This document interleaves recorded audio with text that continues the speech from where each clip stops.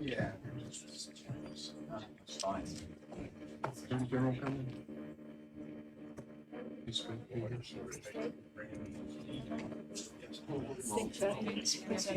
think that's presenting a bill down the street.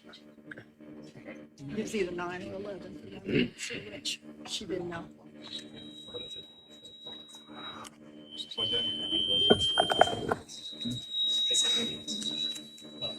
You can hear it.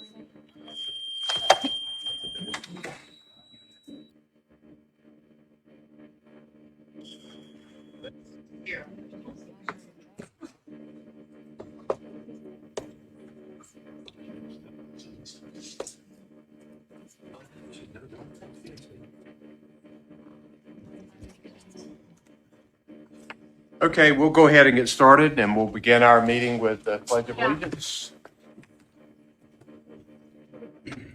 I pledge allegiance to the flag of the United States of America and to the republic for which it stands, one nation, under God, indivisible, with liberty and justice for all. Thank you. May be seated. And as usual, I will read the Ethics Awareness and Conflict of Interest Reminder. In accordance with the State Government Ethics Act, it's the duty of every council member to avoid both conflicts of interest and the appearances of conflict. If any council member has any known conflict of interest or is aware of facts that might create the appearance of such a conflict with respect to any matters coming before the council today, please identify the conflict or the facts that might create the appearance of a conflict to ensure that any inappropriate participation in that matter may be avoided. If at any time any new matter raises a conflict during the meeting, please be sure to identify it at that time. I want to tell everybody that I appreciate your indulgence in allowing this meeting to begin 30 minutes late.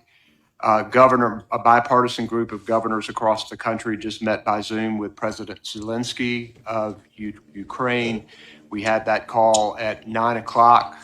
We talked about the help the American people is providing to the country of Ukraine, how they stand in the breach for democracy, and talked about how states across the country are contributing to this. As you know, we have military bases in North Carolina that are helping to provide training. We have people and organizations across our state who are helping with refugees from Ukraine. We have training of doctors in Ukraine that's going on in the Triangle. We have a number of nonprofit groups, including my church, who are helping in Poland with refugees. That country has been amazing in its ability to accept Ukrainian refugees. A lot of people are suffering as this brutal dictatorship attacks this democracy. And I think it's important for Americans to stand shoulder to shoulder to make sure that we are helping Ukraine in this process so that Russia's attacks won't spread further in Europe, and so that other dictators across the world will not be emboldened. But thank you for giving me that time, because this was the only time that we could work it out. I appreciate you letting us be a little bit late. We'll begin with the approval of the February 7th, 2023 meeting minutes. I know that they have been provided for you. Do I have a motion to approve those minutes? Motion. Treasurer moves to approve the minutes. Is there a second? Second from Commissioner Causey. Is there further discussion or debate?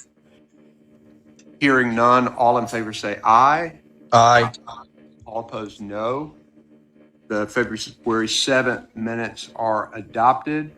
Now, interest matters and bond resolution from Treasurer Falwell. Thank you, Governor. Interest matters. The current month interest rate is 3.05%, and that's the interest report. Okay. We now have fire insurance matters from Commissioner Causey. Thank you, Governor. On the fund condition report for the State Property Fire Insurance Fund, the fund balance as of the end of February was $29.6 million. And over on page 2, on the property insurance losses, we have 3 items. The first one is University Field Labs at NC State. That was November 2021. $154,958, and then we had items 2 and 3 are carryovers from Hurricane Dorian in 2019 for $1.2 million on the UNC Wilmington campus, and then the NCDOT Ocracoke South Ferry.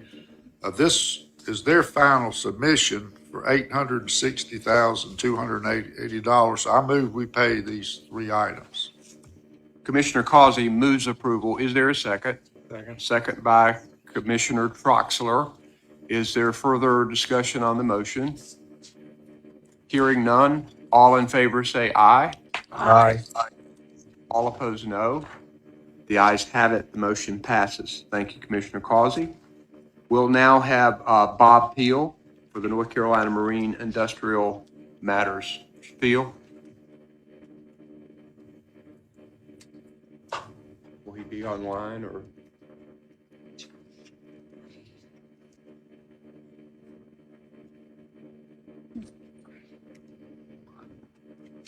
All right, we'll come back to Mr. Peel. We'll now hear Board of Transportation right-of-way matters from Heather Fulgham. Thank you, Governor. Good morning, Council. The Department of Transportation has 5 items for your consideration today.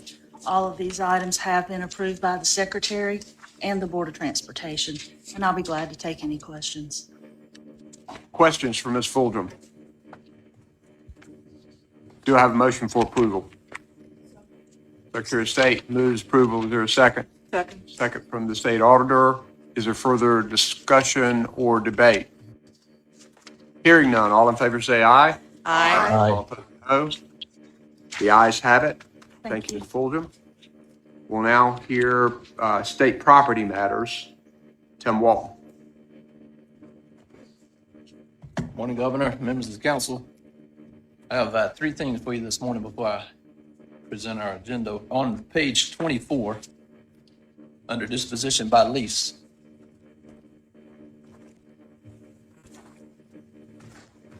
you'll see the name Harris Family Farms LLC. That should be farm singular. Harris Family Farm LLC. And on pages 25, items 2 and 3, I'm pulling from the agenda. Would you like to remove those items Yes, from sir. today's agenda? Okay. Yes, sir. Items 2 and 3 on page 25 under disposition by lease, I'm pulling those 2 items. And with that, I have 56 items for your consideration this morning. Okay. So are there questions for Mr. Walton on the state property matters? All right, do I have a motion to approve with the correction on item 1 on page 24 and the removal of items 2 and 3 on page 25? Is there a motion? So moved. Secretary of State moves approval. The Attorney General seconds that motion. I'd like to say, I get excited over things like creation of a new historic site, as we're doing with this, one of these. You can debate your Expansions motion. to others. Way to support it, a new historic site and large than some of our others. I mean, as the state is known more and more as the best place to be, outdoor activities are quite popular, and the more of these kinds of things and nature trails and what have you that we can have, that just enhances the experience of being in North Carolina. Thank you for pointing that out. Is there further discussion on debate or debate on the motion? Hearing none, all in favor say aye. Aye. No? The ayes have it. The motion carries. Thank you, Mr. Walton. Thank you. We now have the Richmond Community College matters. Brent Barbie. For Richmond Community College wishes to be allowed to receive a gift from Scotland County Commissioners to construct a CDL training facility at 21501 Charles Craft Lane. It's approximately 6 acres. We did work with North Carolina DEQ to identify some and remedy underground storage tank leak. We do have and have received a no further action letter from DEQ and request the Council of State to approve us being able to receive this gift. Are there questions of Barbie by the council? Do I have a motion for approval of this request under NCGA 133-40? So So moved. moved. Lieutenant Governor moves approval. Is there further second? Is there a second? Superintendent Truitt, did you? Yes, sir. Superintendent Truitt seconds the motion. Is there further discussion or debate?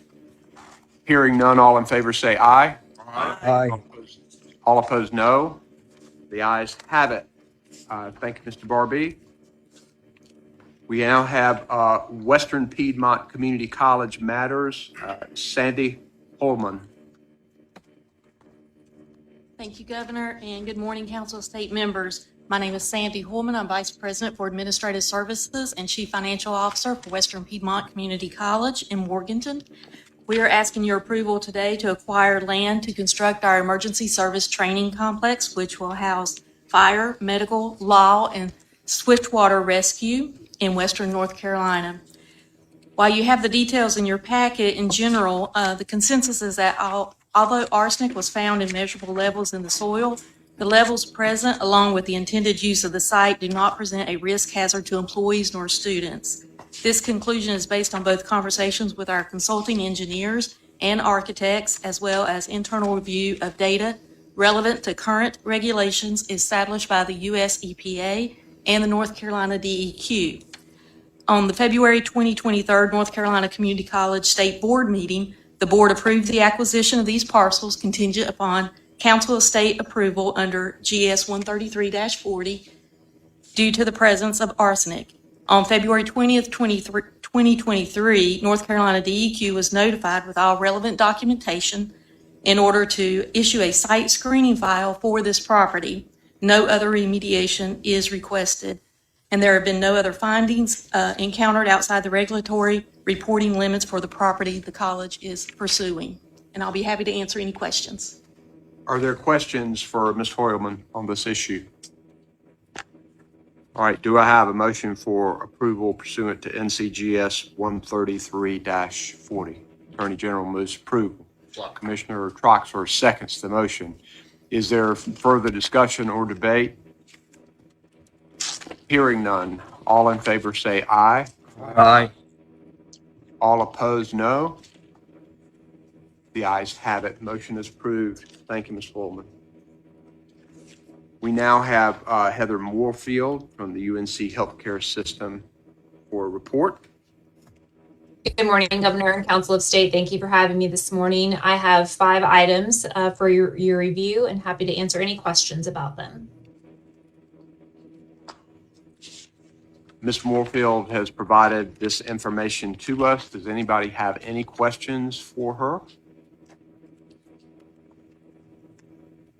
This presentation is for information purposes only, and I'm sure she would be delighted to take a follow-up call if anybody did have any questions about it. So thank you very much, Ms. Moorfield. Thank you. So going back, do we have the North Carolina Marine Industrial Matters appeal? Yes, sir. And I apologize for my earlier technical difficulty on my end. We have just one item before you today. It's regarding a sublease. We ask your consent to allow one tenant sublease to another.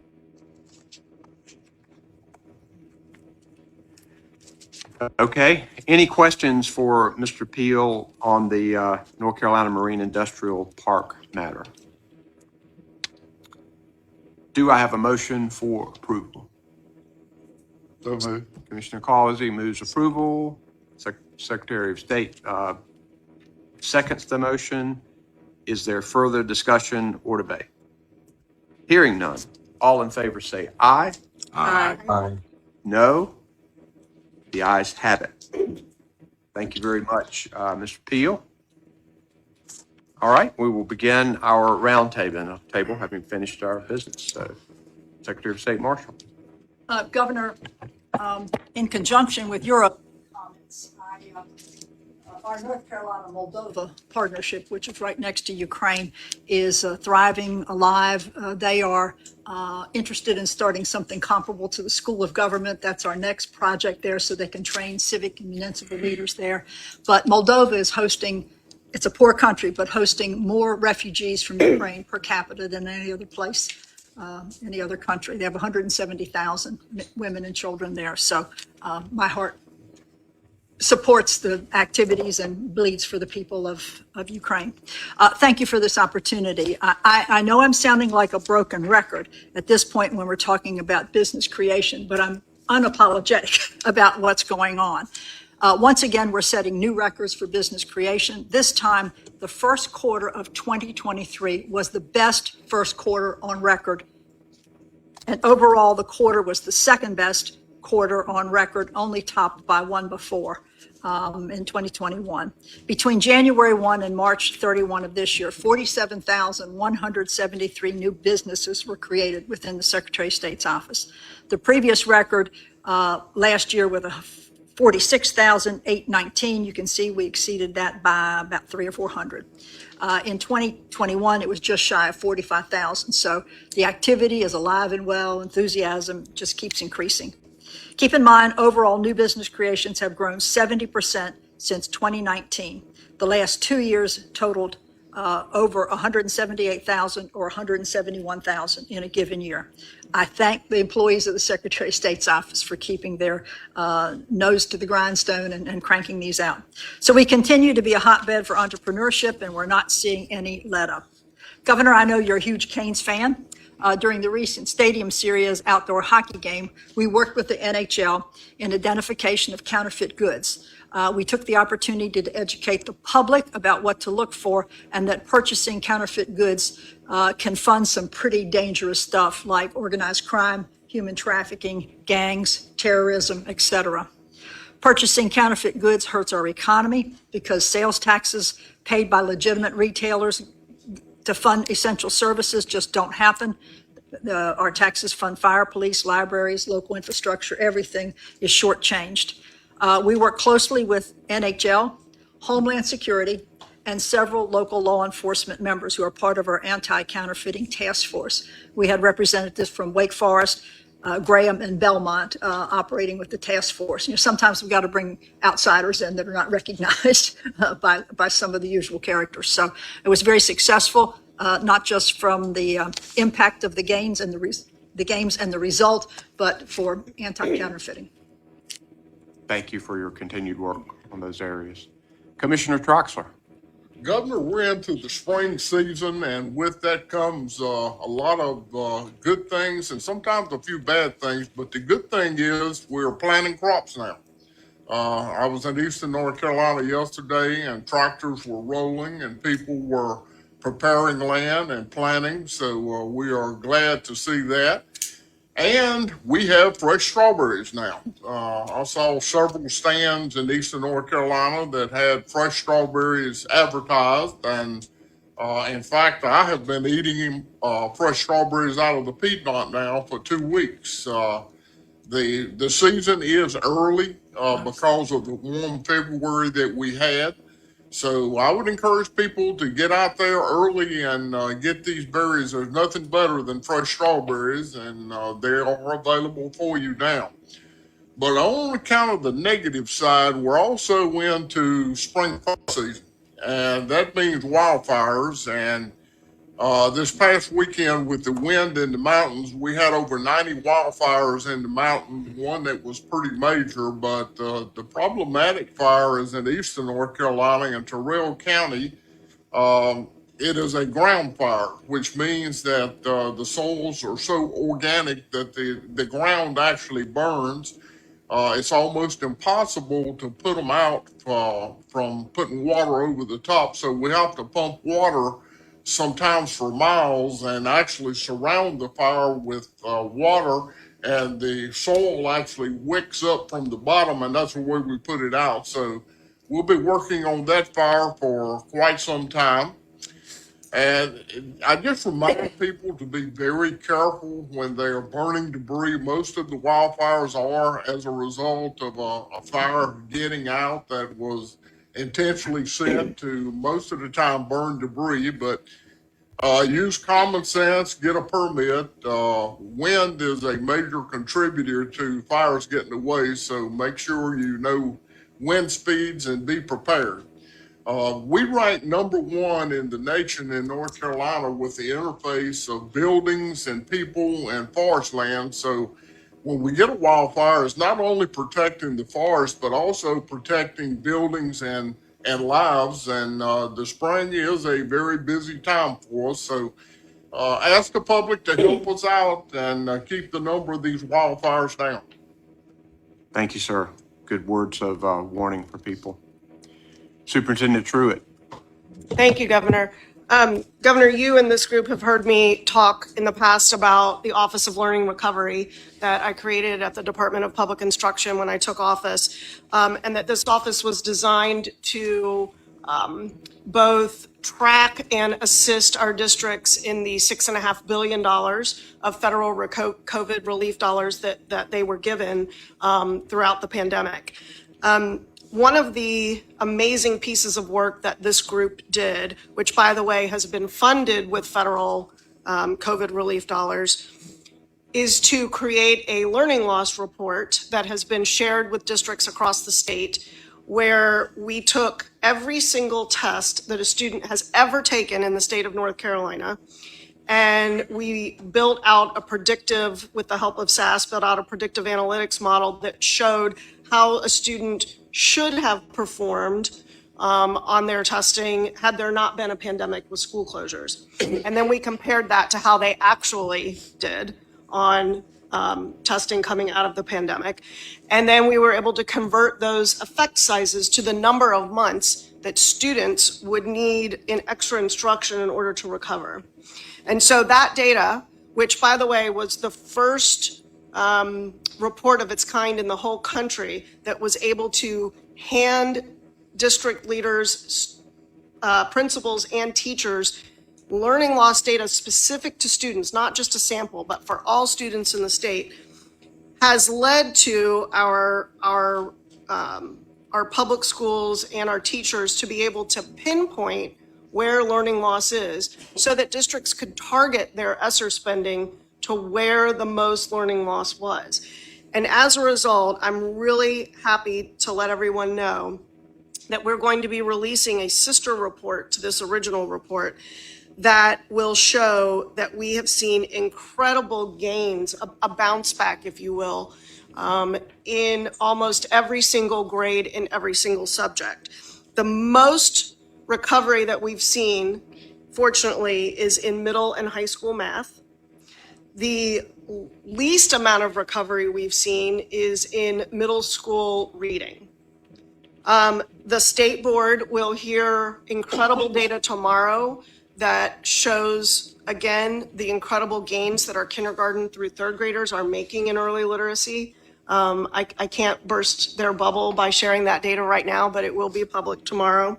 But the point here is that our districts and our teachers really are owed an incredible debt of gratitude for the amount of work that they have done coming out of this pandemic to not just get kids caught up, but get them beyond the impact of the pandemic. Those impacts were real. We're seeing right now with our third grade reading data that those children in third grade were the children who missed all of kindergarten and a lot of first grade. And we see that in their data as compared to our current kindergarten first and second graders. So as our teachers continue to help students recover and surpass where they were before the pandemic, this data and this research is crucial to helping them do that. And so I want to thank you, Governor, for including those positions in the Office of Learning Recovery in your budget. because again, those dollars will expire at the end of 2024, as will those positions, unless they are funded. So thank you for that, and thank you to our teachers for really doing the lion's share of this work. Those investments and more are so important. The great work that has been done in summer school, after school, really, really hard work, as you say, by our educators across the state. So thank you for that. Absolutely. Commissioner Causey. Thank you, Governor. The Department of Insurance is hosting the Independent Insurance Agents Association in our building today, and I want to take this opportunity to thank the independent insurance agents and all insurance agents for what they do to help people. I want to thank Commissioner Troxler for calling attention to the spring wildfire season, and as State Fire Marshal, I thank all of the Forest Service workers for what they do, but all the volunteer fire departments that assist. And most times when we've got these wildfires, it's a lot of local volunteer fire departments working in conjunction with the fire service to protect lives and property. So thank you, Commissioner Troxler. Thank you, sir. Attorney General Stein. Thank you, Governor, members of the Council of State. 31 years ago in 1992 in Fayetteville, a man brutally, violently, sexually assaulted a woman. And just last week, that man the assailant, was convicted and sentenced to 40 years. And that result was the work of a lot of people working in common purpose. And I want to thank and acknowledge the Fayetteville Police Department. I want to thank Cumberland County District Attorney Billy West. I want to thank and acknowledge the scientists at the State Crime Lab that did the work, the analysis. I want to thank the General Assembly because they gave funding to our sexual assault program to eliminate the backlog. Most importantly, I want to thank Ms. Linda. She was that victim, and she turned her pain into passion and advocacy. She was at the legislature advocating for the expanded funding for the elimination of the backlog. She's been at the General Assembly advocating to add more crimes to the DNA list where if you're arrested, you have to submit to DNA analysis that can then be compared to the federal CODIS database to see if there's a hit. So we all owe her a great debt of gratitude. And as a result of all of those people's work, people in Cumberland County are safer today. Thank you for that work, sir. Commissioner Dobson, are you still on the line with us? I am, Governor. Thank you. I apologize for not being in person today. I have a safety award banquet in Burke County, so I apologize for not being there, but it does give me an opportunity to send a shout out to all the both public and private sector organizations that we'll be recognizing over the next few months for their commitment to workplace safety and health. So it's always an honor for me to do that, and I look forward to that over the next couple of months. But hope to see you all again next month. Thank you, Governor. Thank you, sir. Auditor Wood. Good morning, Governor. Thank you. I just take this time to tell Council of State members, the State Auditor's Office just finished and turned into the federal government its audit of our federal grant monies.